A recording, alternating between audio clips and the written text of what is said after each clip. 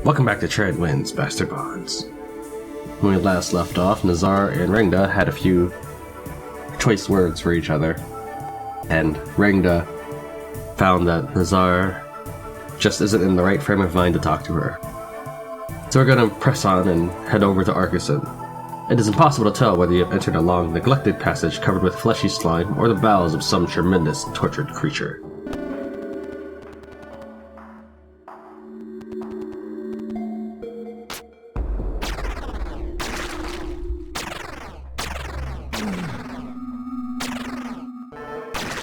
Let's see how this weapon works. Yeah, looks pretty ordinary.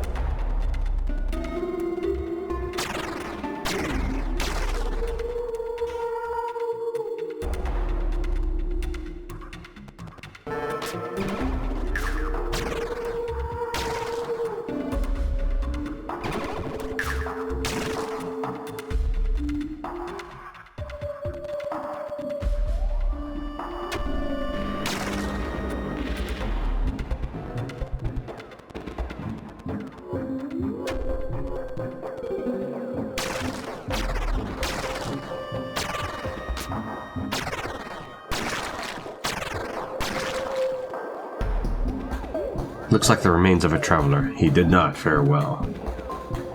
There are a few articles of clothing in this sack. Most of it is soaked with the slime that covers everything else, but you do find what appears to be a bundle of linen. You carefully peel the slime-soaked linen away and find an unspoiled pair of fur boots. They are very nicely made and were probably intended as trade goods. The satchel is full of rancid foodstuffs. They are clearly inedible, but there is an intact sealed flask of wine tucked in the corner. The crate is full of paper and charcoal, probably meant to be sold or bartered. It is thoroughly spoiled with foul-smelling secretions from the floor and walls.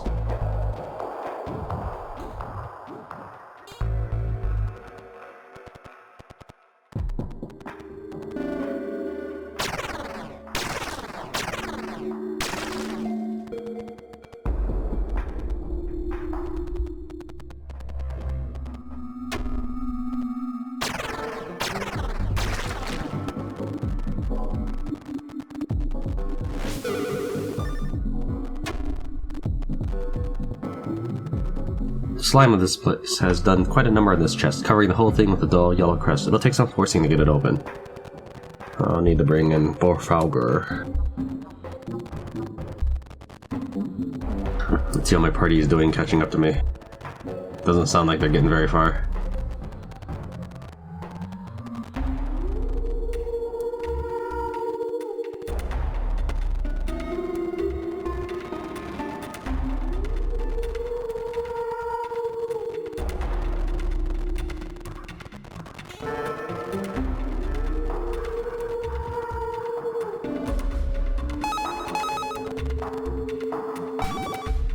With a heave and a grunt and a crunching noise, the crust gives way and the chest opens, revealing what looks like a valuable drinking set with 2 different kinds of liquor.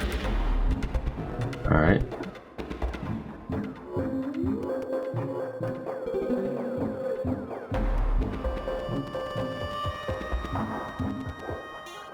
And I guess we're done here. Let's go and put these things in the hoarder.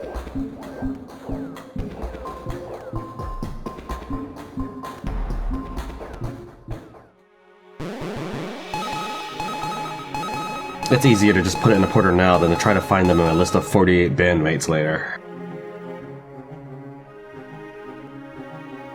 That list seems to switch up every time. I don't know how it's generated, but it seems to switch a lot.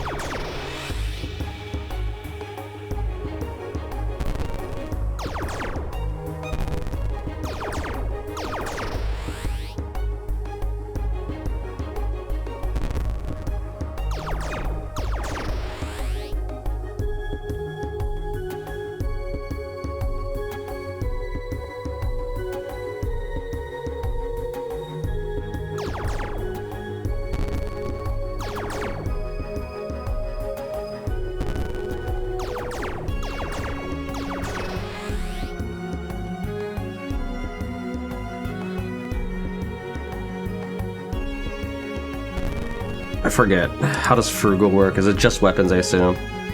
I don't know if it's weapons or money. I mean, weapons or magic.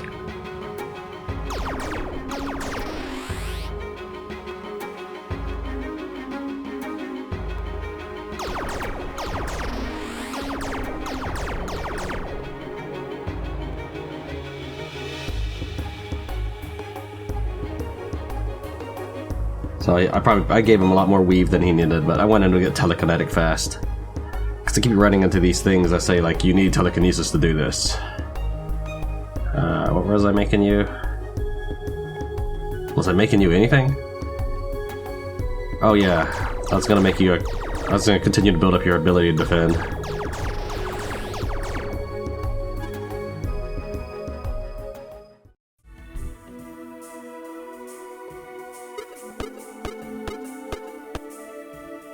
Arcus track. This tunnel appears to go on forever. The wall is thrum with the sound of a pulse, and the ground feels as though it is moving beneath your feet. The smell is reminiscent of the fluid you found when you started exploring Arcus.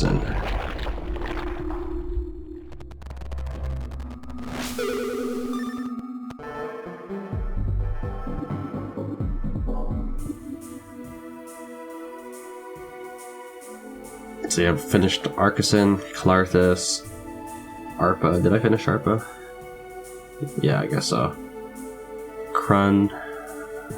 I did not finish Krun yet. So I need to finish Krun and Zeus. Here's Zeus over here.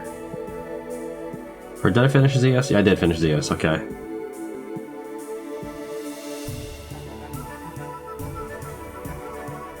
Alright, now I've collected all of the soul weapons. Let's head over to the Spartill Lodge then. The Spartill Lodge. An old hunting lodge that was once a favorite retreat of someone named Maxim Spartill, if the signage is to be believed. He's automatically moving.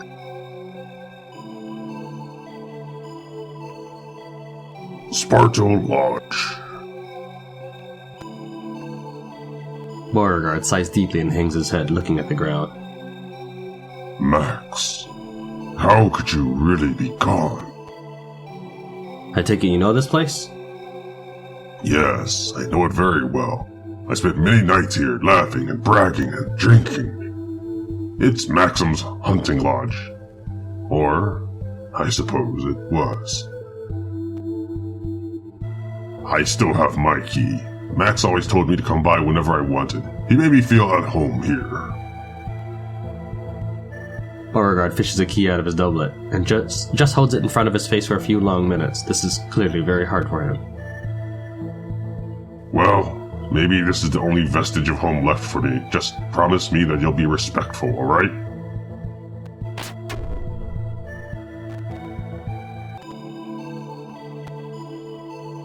These premises are property of Lord Maxim Spartill. If you are in desperate need of shelter, please alert the groundskeeper. Someone will take care of you.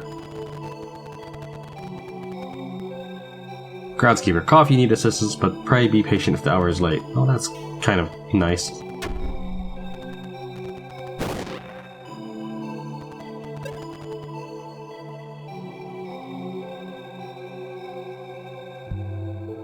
Is there really nothing here?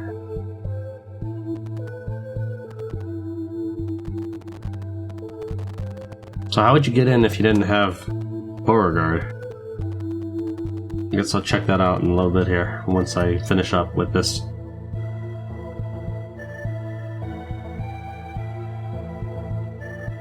This lodge has been undisturbed for a long time. There's a cozy sense of fellowship about it, despite the cobwebs.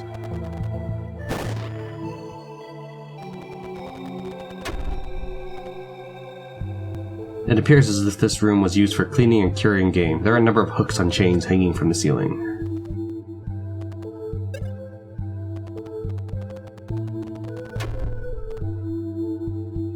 A large bathing room. The men who used this lodge must have been very comfortable with another.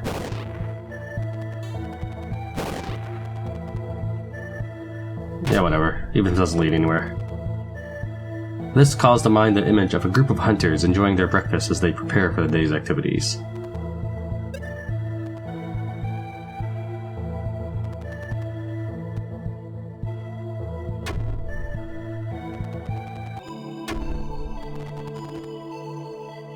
The beds are all neatly made. It is unlikely that anyone has been here since the proper owner last left.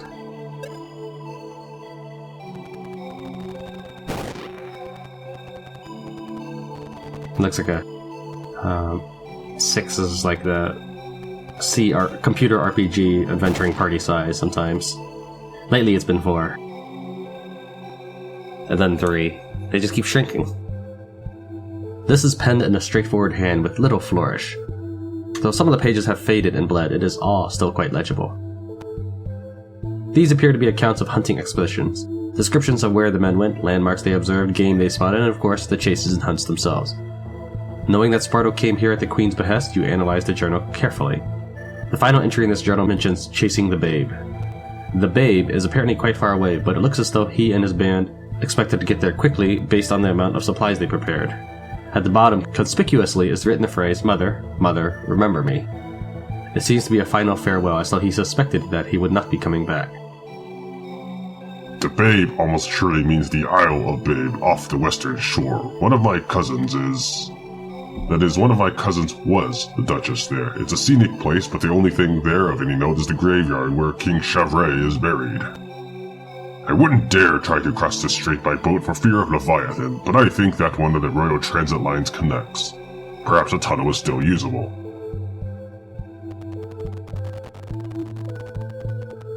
Well, how would you get in if you didn't have Beauregard?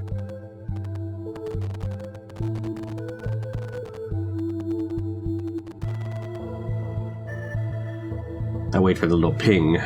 They only made these 2 things flash when they were in here earlier.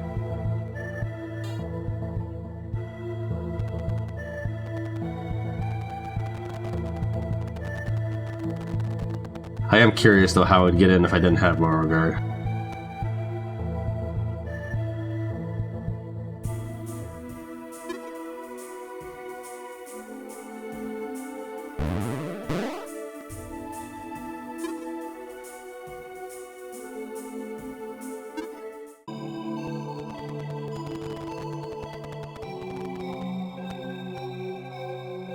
Oh, okay, you just need a precious key. So this is the Isle of Babe. Before I head that way, I'm going to go ahead and clear out all these other locations, including the area where Lefty is at, the hidden last member of the crew. And then I'll collect Humbaba, which will be the last member of my crew. He'll be at the Zeus Metis waiting for us.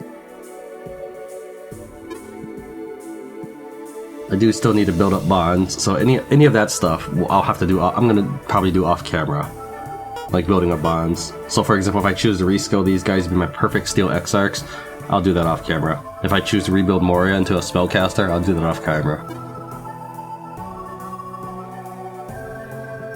Basically, she'll be like a meaner, leaner Shapiro. So let's take a look at what areas we need to visit. Carol after bond tokens.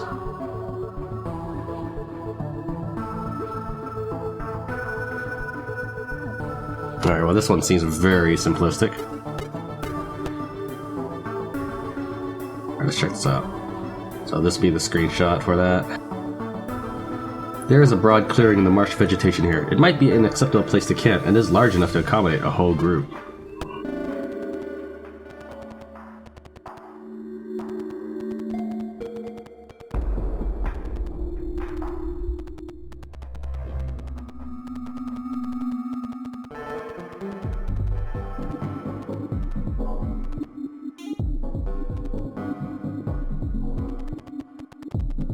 Let me check something out real fast. Alright, get some gold for that. Let's see if I get gold for this.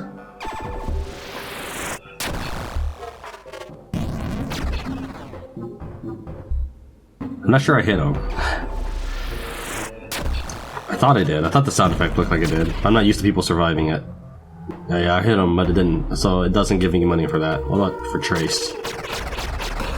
Yeah. Alright, so weapons give me money. So if I wanted to utilize his frugal, I would not be using spells. A little late for that. Alright.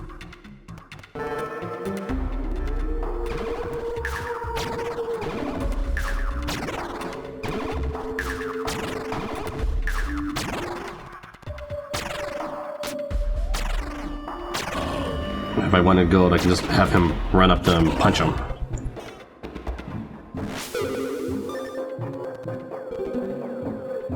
That's not something I'm terribly worried about, though. I've got more money than I'll ever need in this game.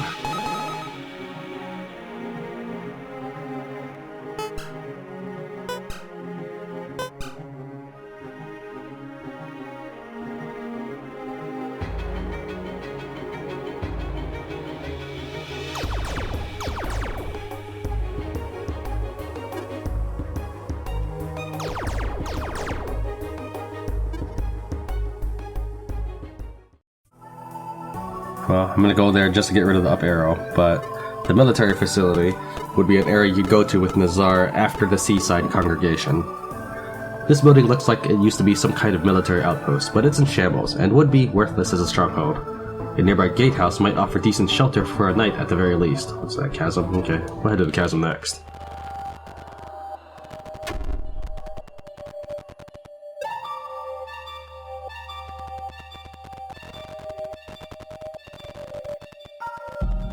This gate appears to be badly seized. It would be easy enough to climb it, but without easy access, the area beyond would be worthless as a stronghold. This building appears to be Sarathi, probably built by orcs for use by orcs. And that's it. That's all I can do here.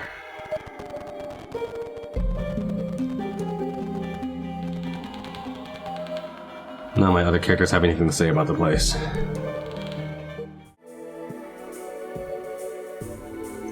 Alright, how about the chasm? I mean, totally unnecessary, but... a dark chasm. Who knows how far down it goes? No, I think I already did this area, didn't I? I feel like I did the voice before. Some build bridges made of stone, some of wood and some of bone, but they whose only chance has flown may build a bridge of gold alone. Do you 12,000 pieces own?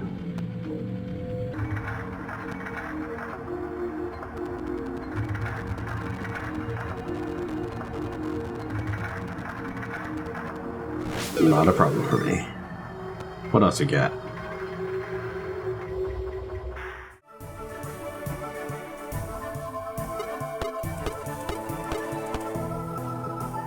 This old courthouse has held up well over the years. It still retains an air of menacing authority.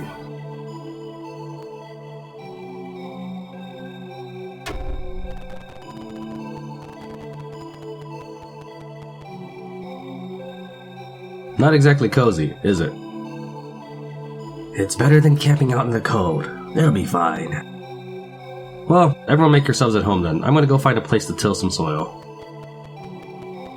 Is that like a euphemism for the train or something? I guess so. Ugh! Did I really need to know that? Your party hunkers down in the old courthouse for the night. It has nothing in the way of comfortable furniture, but it's secure and has plenty of room, so it promises to be an easy night. Hey, she gets her own Sprite. So does Mori, apparently. Rainda, I didn't think anyone else was awake. Can't sleep? No. I don't have good memories of courthouses. I gather that is the case for most of us. I doubt anyone else here was on trial for trying to serve their country. I brought Grieve here, but he wasn't really on trial for it. Nazar sat there beside me looking like he was going to cry. I cried. More out of rage than anything else, you understand. That was the day I lost him, the day I started planning this, and now... I always thought he was on my side. I thought he'd understood, thought he supported me. How could he play along with such an unfair law? What law is that? Sarathi law forbids women from serving in the military even when they are capable. It also punishes a woman's husband if she breaks this law. It's hideously unfair. I see. You knew this and broke the law anyway. Oh, please. Are you going to give me another lecture about how I should have sat in that gilded cage and played nice? I've heard it all before, so save your breath. No, of course not. You're right to want to be free of that if that is what you wanted. What did he want? What? What did your husband want? Do you know? Do you even care? If he was just a tool to achieve your goal, that's one thing, but you can't use him as a tool while crying over the fact that he doesn't love you. He is as right to seek his path as you are to seek yours. He was always free to do anything he wanted, and I was locked down. Why is that so hard to understand? I know all about Sarathi law, Rengda. Those laws are there to keep your people alive and to keep you safe. But you could have run to the frontiers at any time and lived as free as you pleased. You chatter on over your spoiled passion play like a bored noblewoman because that's exactly what you are. Mind your tongue, human! Perhaps you'd best mind my tongue instead. You are absolutely right to hate that cage you were in, but you're absolutely wrong if you think you know even the first thing about the world outside of it. The cage was a forced kindness and freedom is limitless and cruel. Embrace it or drag your cage behind you forever. I don't really care which, it's your life after all. He wanted children. The reason I took so long to come after him was because it took me that long to decide that I wanted to give him that. I thought after we escaped, we could go somewhere on the frontiers, like you said, and that we'd just live. Have a few sons, be a family away from all the laws and pressure. That doesn't matter anymore, though. I guess neither of us get what we wanted. So, change what you want. You say that like it's the easiest thing to do. Just because it's not easy doesn't mean you can't do it, Rengda. Isn't that the whole point?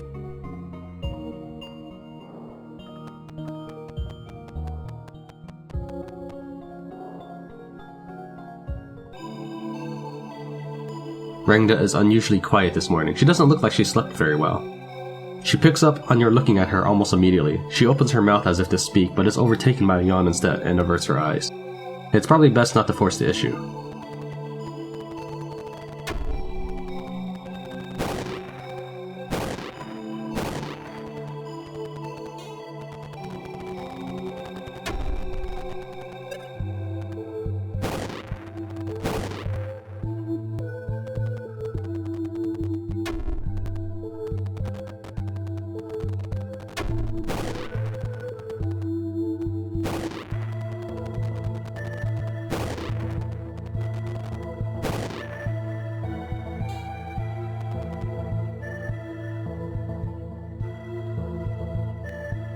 Looks like there's nothing else here.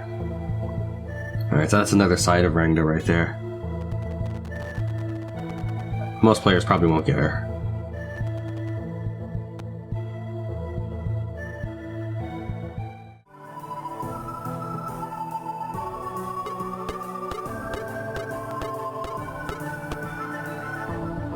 Western sewer access, cliffs. Okay, there's still a bunch of areas I need to hit up. But for now, we're on the Tangled Trail. This forest path is twisted and confusing, and there are no obvious landmarks to follow. Navigating it without some idea of where you're headed promises to be fruitless.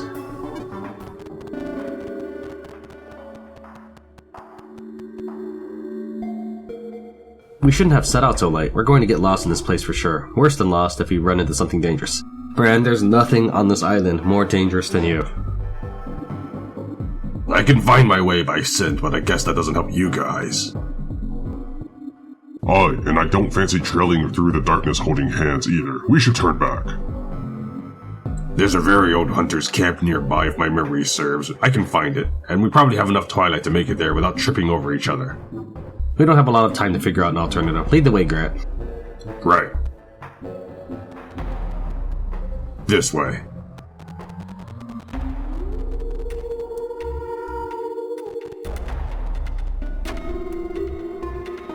All clear. It's no luxury, but it's dry at least. That's fine, Grant. We don't need luxury. Not a moment to spare. Your party settles into the old shack for the night, and you quickly succumb to the embrace of your bedroll.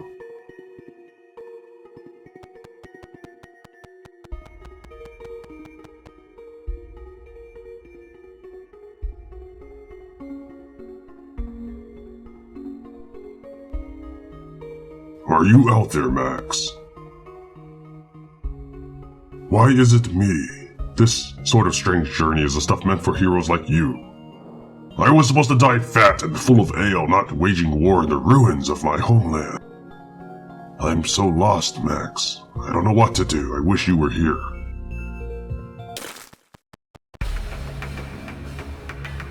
Knocked, Catch. Well, that's the name of an axe. That's all I know. Fine. Drag me off and tear me to ribbons if it pleases you. I no longer care. That's an awful thing to say. It's okay, guys. He's with me. You can go back. I'll catch up. Look, what are you doing out here? How do you... I suppose we all look the same to you. It's dark. How was I supposed to know it was you? What's all this about tearing you to ribbons then? Just forget about it. Luke, you'd spend so much time talking to ghosts. Try talking to flesh and blood for a change. I am right here. Talk to me. You wouldn't understand. I understand you loved him, Luke. I can hear your heart breaking every time we walk past one of those damned statues. He was my cousin's husband. I would never... You're such a straight stick. I actually believe that you would never, but that doesn't mean you never wanted to. Luke, I'm sorry. The world moved on while you stood still, and I know that you feel lost and confused and alone, but you aren't alone. You don't have to fight alone. You don't have to mourn alone, and you don't have to suffer alone. We used to go hunting together, him and I and a few other lads from the capital. We'd go out to his lodge and spend days hunting and drinking and laughing. And I would spend my nights staring at the ceiling or watching his breath pass his lips, wishing that I could. It would have been a betrayal of my country, my queen, and our friendship, so I never spoke my heart. Well, my country, my queen, and my friend, they're all gone. Hundreds of years dust. And I've nothing but a regretful, broken heart that should be rotting alongside them. I didn't walk into that prison willingly for my cousin, I did it for him. So that the people who would have their blood and his would be spared. As it turns out, I wasn't even a worthy sacrifice. I prevented nothing and I have nothing.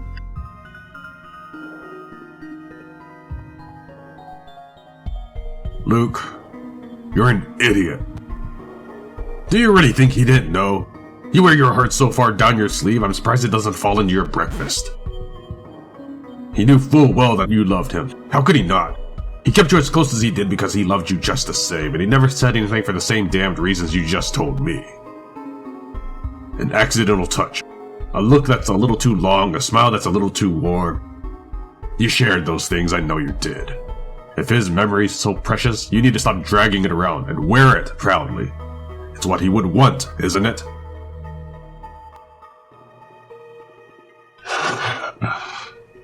Damn you for making so much sense, Brennock.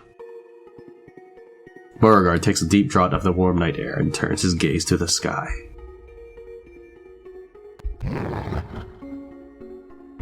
So, you like to hunt, right?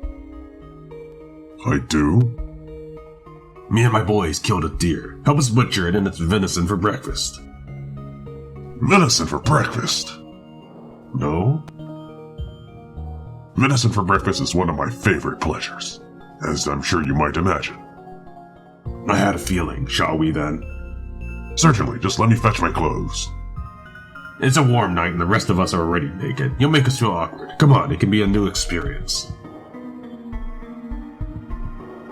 I don't really think I